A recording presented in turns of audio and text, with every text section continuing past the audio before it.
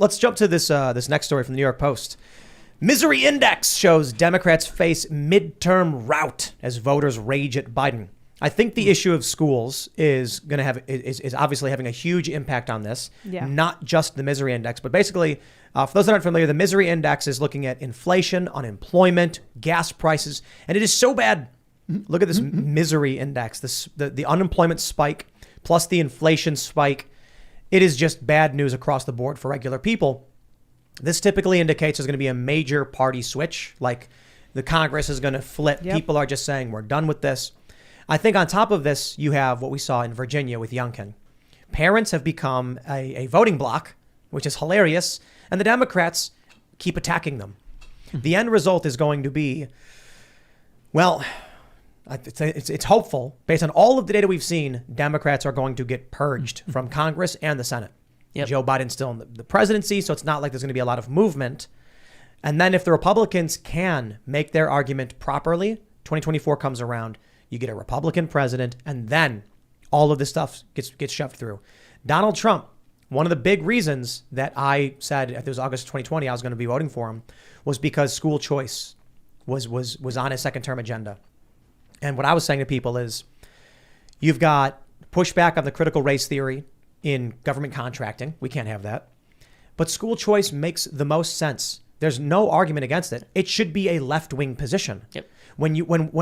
So I'm previously mentioning calling a school choice universal school access, because the idea is families can choose where to send their kids. They will get a confirmed.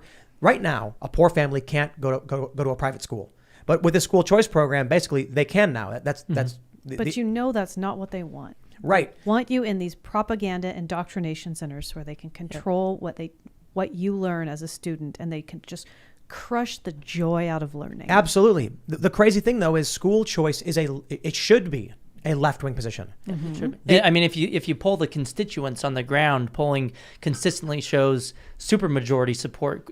For example, the latest Real Clear Opinion research polling from 2022 finding that 72% of Americans support school choice funding following the child to public and private schools that work best for your kid.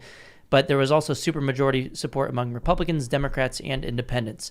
It only comes to the elected officials in the state houses where you see Republicans being much more likely to vote to support school choice than Democrats, and that's all because of the political power dynamics of the teachers' unions.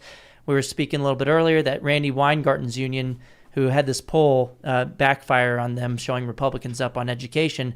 But the American Federation of Teachers, the second largest teachers union in the U.S., in 2022, 99.997% of their campaign contributions have gone to Democrats.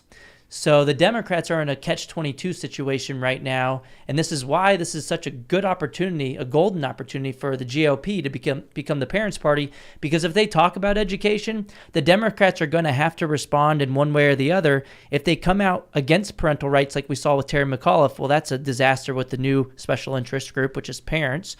But if they come out for parental rights, well, then Randy Weingarten and the unions are going to get mad. I want to, Ian, do you mind talking about what you were mentioning before the show with your family? Yeah, which one exactly? About watching the show? Mm-hmm.